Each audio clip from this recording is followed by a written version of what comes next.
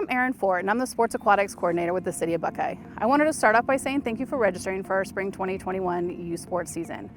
I just wanted to take a little bit of time to let you know what to expect from us and what we'll be expecting from you during this season. There will be a 15-minute window scheduled between each practice and game so that the coaches, participants, and parents can get to and from the field with little to no foot traffic, helping us maintain social distancing. This will also give our staff time to sanitize highly touched surfaces between usage. If you are sick, exhibiting COVID-like symptoms, or running a fever of 100.4 or higher, we ask that you please stay home. Remember to social distance and bring your own seating to the games. Bleachers will be reserved for teams needing extra space. While you are walking to and from the field, we want to remind you to please mask up. Those actively playing on the field do not need to wear a mask. However, on the sidelines or while in the dugout, they need to be worn. If you have your own equipment, please bring it so we can limit the amount of sharing happening out on the field. There will be no handshakes, high fives, or close group huddles before, during, or after gameplay. There will also be no mid or after game snacks this season. After your practice or game is finished, please make sure that you collect all your belongings, pick up any trash in your immediate area, and exit the field of play. During your first week of practice, your coach will give you a packet that will have your parent code of conduct as well as information regarding sun safety, hydration, and concussions. Your coach will go over your parent code of conduct, and you will be required to sign a form stating that you understand what we are expected of you. Displaying good sportsmanship and giving positive support to players, coaches, and staff, meaning that you will not swear, bully, taunt, or make fun of others at any time, though you'll respect the referees and their decisions during the game. If you do have a question or concern regarding the referee, you will talk to your coach about it at an appropriate time so that they can address the issue. You understand that this is a recreational sports program that focuses on positive emotional and physical development, teamwork, and sportsmanship.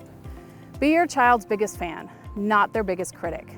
After a game, you should talk to your child about what they did well, what the team did well, even what the other team did well. Leave all talk of what they could have done better to the coach. You will demand a safe and healthy environment for your child, one that is free from drugs, tobacco, and alcohol. You will refrain from shouting instruction or coaching from the sideline. That's what your child's coach is for. It's hard for your coach to get through to your child if all they can hear is you. And if you happen to be giving different advice to your child than your coach, you've now put your child in a predicament. Who are they supposed to listen to, you or their coach? If you are interested in coaching, stay tuned. I'll have more information on that later. You will also ensure that your child treats other players, coaches, and staff with respect, regardless of race, sex, creed, or ability. You will familiarize yourself with the rules of the game that your child is playing in. If your child participates in a different organization, you've quickly learned that while the majority of the game rules are the same, some can be slightly different. You'll be able to keep a copy of your code of conduct as a reminder, just in case you need it. Young athletes need to drink plenty of fluids to prevent dehydration. Dehydration can decrease a child's strength, energy, and coordination, and can lead to more severe complications such as heat-related illnesses. Your child's athletic performance can be affected even by mild dehydration, so it is extremely important that your child drink plenty of water throughout the day, before, during, and after practices and games. Be aware of the dangers of heat stress. While heat cramps and heat exhaustion are treatable, if ignored, they can lead to the potentially fatal heat stroke. So make sure that you are keeping not only your child hydrated, but yourself as well. Use sunscreen, take advantage of shade, and when possible, stay indoors during the hottest times of the day. I also wanted to go over our concussion policy. Our staff, officials, and coaches are told, when in doubt, sit them out. A concussion is a type of brain injury caused by a bump, blow, or jolt to the head, or by a hit to the body that causes the head and brain to move quickly back and forth. If a head injury occurs at any time during a practice or a game, we will put your child out and make sure that they're okay. If they took a hard enough blow and they aren't feeling well, they can't recall what happened, or are moving slower or uncoordinated, they will not return to play, and we ask that you take your child to a doctor to get checked out. Again, when in doubt, sit them out. Your child's safety comes first. Uniforms have been ordered, and they are ordered using the size that you provided us. Your coaches will receive word once they have arrived and pass them out to you. All games and practices this season will be held at Sundance Park and will run as follows. The first 3 to 4 weeks of the season will be practices only, followed by having 1 night of practice and 2 games a week to end the season. Games will be held Wednesday through Friday nights and Saturday morning and afternoons. Once they have the game schedules completed, hopefully by early April, We will email it out, put it on our website, post it to social media, and get a hard copy out to your coaches to give to you.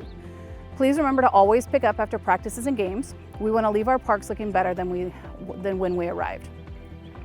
Also be aware that no jewelry or metal cleats will be allowed on game day.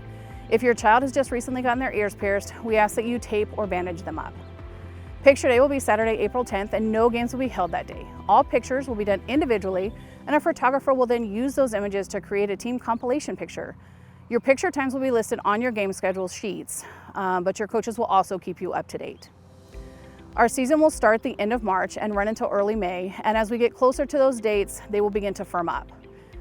Your coaches will start reaching out to you beginning the week of March 22nd. If you don't hear anything by the end of March, please call the rec center. If you have changed your number or are not sure what contact information we have for you, you can look at your account online or again call the rec center and they can verify your information. It's imperative that we have your correct information, as that is what we'll be passing along to your coaches. Another reason why you may not have heard from a coach right away could be that we are looking for coaches in that age division. I typically will send out an email letting you know which divisions we are in need of coaches for, so please keep an eye out for those. And if you or someone you know is interested in coaching, you can go to our website and fill out our volunteer coaches application form, or you can contact myself and I can answer any questions that you have.